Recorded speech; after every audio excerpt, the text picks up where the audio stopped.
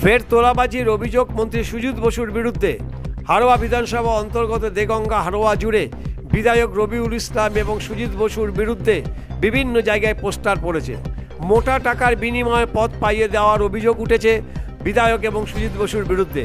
তৃণমূলের গোষ্ঠীদ্বন্দ্ব প্রকাশ্যে আসায় বিব্রত জেলা নেতৃত্ব। এ বিষয়ে বিধায়ক সহ দলের সবাই মুখে কুরু পেটেছে। পোস্টারকে কেন্দ্র করে তীব্র কটাক্ষ করতে ছাড়েনি স্থানীয় বিজেপি নেতারা। সরাসরি তারা অভিষেক এবং সুজিত বসুর বিরুদ্ধে কাটমানি নেওয়ার অভিযোগ তুলে আক্রমণ করেছে। কাটমানি আর তোলাবাজি ছাড়া কি তৃণমূল কংগ্রেস আছে? তৃণমূল কংগ্রেস কাটমানি তোলাবাজি ছাড়া তৃণমূল কংগ্রেস কোনোদিন বাঁচতে পারবে না। যেরকম একটা মানুষ অক্সিজেন ছাড়া বাঁচতে পারবে না, সেরকম কাটমানি তোলাবাজি ছাড়া তৃণমূল কংগ্রেস কিছুতেই বাঁচতে পারবে না।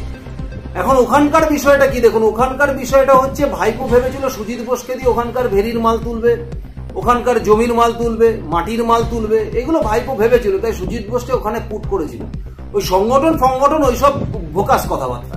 সুজিত বোস এখান থেকে গিয়ে ওখানে কি সংগঠন দেখবে, যেখানে এমনি তৃণমূল কংগ্রেসের ভোট আছে সব, যেখানে মুসলমান এলাকা, সংখ্যাগুরুই মুসলমানরা, সেখানে সুজিত বোস গিয়ে কি সংগঠন দেখবে? এখন রবিউল এমএলএ হওয়ার পর রবিউলও ভাবলো যে ছোট থেকে বাবার তোলা বাবা একটা দাঙ্গাবাজ ছিল, সে কিভাবে কাটমানি খেত, সব দেখে দেখে আমি রপ্ত হয়েছি। আর এখন সুজিত বোসের কথা শুনতে হবে নাকি? মাল কামাতে হবে না? মাল তো কামাতে হবে, নইলে বাবার নাম উজ্জ্বল করব কি করে, হাজী নুরুলের নাম। তিনিও কাটমানি খাওয়া শুরু করে দিয়েছে। এখন উভয় পক্ষর কাটমানিতে কি হচ্ছে, যে ভাগ বাটোয়ারাটা কমে যাচ্ছে, 100 টাকার 50-50 যাচ্ছে। এখন সেটা আর কিভাবে সম্ভব হয়? তাই দুজন দুজনের বিরুদ্ধে পোস্টার মারছে।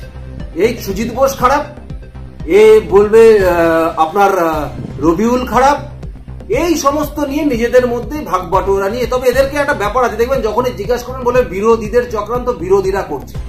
দেখুন হাড়োয়ার মতো জায়গায় যেখানে মুসলমানরা সংখ্যাগুরু এবং যারা তৃণমূল কংগ্রেসকেই ভোট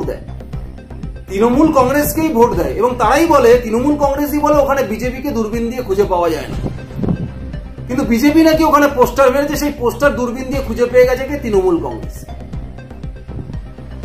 যদি বিজেপি এই পোস্টার মারতো না, মিডিয়ার কাছে যাওয়ার আগে অনেকক্ষণ আগেই এরা পোস্টারটাকে ছিঁড়ে ফেলে দিত। বসিরহাট সাংবিধানিক জেলার পর্যবেক্ষক হওয়ার পর থেকেই সুজিত বসুর বিরুদ্ধে সরব দলের একাংশ। টাকার বিনিময়ে অযোগ্যদের পদে বসিয়ে দলের ক্ষতি করছে সুজিত বসু, এই অভিযোগ উঠেছে বারবার। বিধানসভা ভোটের আগে দলের মধ্যেই দলাদলি বন্ধ করতে শীর্ষ নেতৃত্ব কী উদ্যোগ নেয়, এখন সেটাই দেখার। ব্যুরো রিপোর্ট, বাংলার খবর।